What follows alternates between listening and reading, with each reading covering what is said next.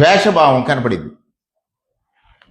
పందికోవు కలవలేదు, గొడ్డుకోవు కలవలేదు, లేదా చేప నూనె కలవలేదని మీరు నియమించినటువంటి సిట్టు మీ మాటలు బాధ్యతారాహిత్యంగా ఉన్నాయని, బాధ్యతతో మీరు మాట్లాడలేదని సుప్రీంకోర్టు ఇంటర్వ్యూన్ అయ్యి సుప్రీంకోర్టు సిబిఐ ద్వారా ఈ విచారణ చేయాలని ఆదేశిస్తే ఆ సిట్లో మీరు చెప్పిన ఈ మాటలు లేవు కదా. ఇప్పుడు పశ్చాత్తాపడాలి మీరు.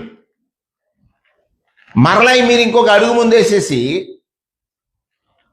దీనిలో యాసిడ్, ఇది టాయిలెట్ క్లీనింగ్ యాసిడ్ కలిసిపోయిందంటే భక్తుల్ని ఏమనుకుంటున్నారండి?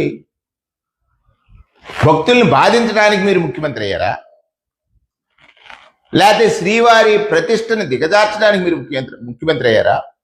ఒకరోజు శ్రీవారిని బజారుకి ఈడుస్తున్నారన్నారు, వెంకటేశ్వర స్వామి వారికి నేను భక్తుని అన్నారు. కేవలం మీ భక్తి మీ రాజకీయ ప్రయోజనాలప్పుడే ప్రకటిస్తున్నారు. మీ రాజకీయ ప్రయోజనం కలుగుతుంది అనుకున్నప్పుడు మాత్రమే మీరు స్వామివారి భక్తుడిగా నటిస్తున్నారా? అర్థమవుతుంది కదా. నేను ఈ సందర్భం